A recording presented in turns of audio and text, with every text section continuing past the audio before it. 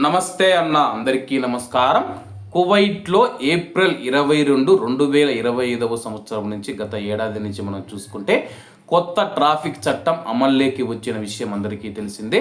ఈ నేపథ్యంలో ఎవరైనా వేగంగా వెళితే కానీ అటువంటి వారికి భారీ జరిమానాలు విధిస్తూ ఉన్నారు. అటువంటి భారీ జరిమానాలు విధిస్తూ ఉన్నా కానీ కొంతమంది అయితే ఏమాత్రం తగ్గకుండా అతి వేగంతో మితిమీరిన వేగంతో వెళుతూ ఉన్నారు. కువైట్లో మితిమీరిన వేగంతో కారు నడుపుతూ ఇతరుల ప్రాణాలకు ముప్పు కలిగించిన ఒక కువైటీ యువకుడిని పోలీసులు అరెస్టు చేశారు.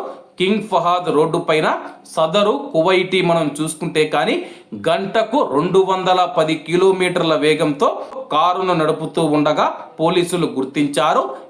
నిఘా కెమెరాలలో రోడ్డుపై ఏర్పాటు చేసిన అత్యాధునిక ఆర్టిఫిషియల్ ఇంటెలిజెన్స్ ఏఐ కెమెరాల ద్వారా ఈ ఉల్లంఘన బయటపడింది. తన ప్రాణాలతో పాటు ఇతరుల ప్రాణాలను ప్రమాదంలో నెట్టేసేలా అత్యంత వేగంగా వెళుతూ ఉన్న కారును కెమెరాలు రికార్డు చేశాయి.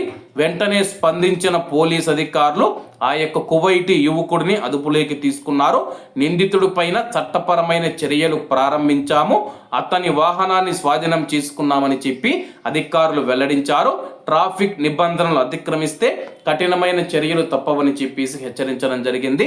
అలాగే అతడు 210 కిలోమీటర్ల వేగంతో వెళ్ళాడంటే కానీ ఏదైనా సడన్గా ఒక చిన్న పిల్లవాడు కానీ లేకపోతే ఏదైనా వాహనం అడ్డొచ్చినా సరే కానీ బండి కంట్రోల్ కాదని చెప్పేసి 210 కిలోమీటర్లు అంటే కానీ కువైట్లో 120 కిలోమీటర్ల వేగంతో వెళ్లేందుకు మాత్రమే అనుమతి ఉంది రహదారుల పైన అనమాట.